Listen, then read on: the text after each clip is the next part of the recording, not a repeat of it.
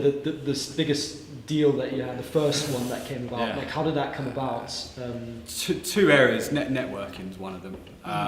You can do it through partners. If you can, if you find a complementary agency partner that has some big brands that don't do what you do, build a relationship with them, and again, you can find those through networking. I've found them through being at a friend's wedding, sitting on the table with someone, right the way through to, finding strategic events. The other one is doing speaking gigs. We lined ourselves up with certain event management. Don't get me wrong, there's some bad ones out there as well that kind of lie to brands to get them in there, but there's some really good trusted ones. We started doing talks. Obviously, being an agency in Cardiff, we were like, well, let's head to London. Let's pit ourselves up against other agencies in front of a group of marketers. Let's just feed knowledge. Let's show them what we know, what we're talking about, get feedback, learn from it, and keep improving. Off the back of that, one of them we met was a big university. Rebecca at a big university, we did a talk. We gave 10, 15 tips on what to do with your pay, to how to save money on your AdWords account and things like this. Off the back of that, she came up to me after a talk and said, "You guys seem to know what you're talking about." A few of the other agencies that were there were quite pitchy and was all about, here's who our clients are, here's what we do, we're the big hoo-ha. And we would just say, go and take this away, write this down, do this, check this. She said that's the kind of thing I wanted. And at the end of the day, they're a human being. It doesn't matter whether they work for a big brand or whether they work for a small one.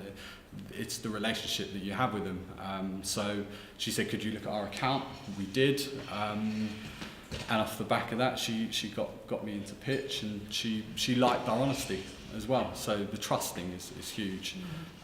So it was kind of just, we just went there, we was ourselves.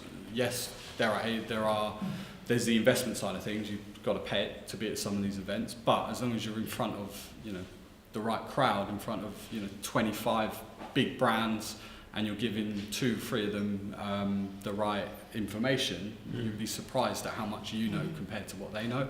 How do you validate which one of those events are good events and bad events? Because there's a lot of them around. Right? You can pay quite a lot of money for it as well, we've certainly kissed a few frogs. We went to a few that kind of when we were lined up with meetings. There were brands there, and they were like, quite blatantly, they weren't there to speak to anyone. They wanted to go there for a talk, but they didn't want to be lined up with a networking or a meeting, and they were like, I have to speak to you. We were like, right, okay. Obviously you don't, they'll tell you that this company's, they've sold it to me, I have to turn up or they're going to charge. What we found is what works quite well, there's a lot of magazines where they offer events as part of their kind of, the first thing is their subscriptions. So people that are subscribing to these magazines, these publications, trust that brand, and we found them to work really well. Plus the relationship we had with the organisers, because that's what you'll find. If you're speaking to someone that is purely just there to make money off you, to get an agency in, that is purely a salesperson as such, cussing salespeople. But then the other side of it, there are events where it's all about feeding knowledge and sharing stuff. You'll find them out. You have got to test the water. What you'll usually find, a lot of them are come along for the first event. It's a taster, and it's about figuring out which ones of those suit you. The other side of it is really focusing on the right type of client that you want. So big brands, great, okay, there's all these household names, but is it finance? Is it e-commerce? Is it, it could be whatever, music, but whatever you feel that you've got a passion about, you can go there. I know some agencies that go to London Fashion Week, and they'll speak to brands at London Fashion Week, and then they'll gain a relationship. Once they've got that relationship, it's like, okay, who deals with your marketing, or who's the right person to speak to?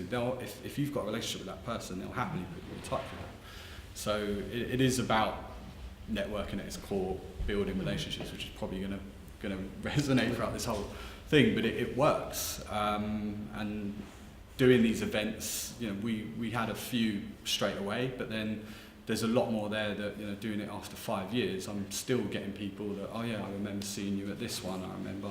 So you're constantly pushing yourself out there, and as long as you're giving knowledge, it's always gonna come back.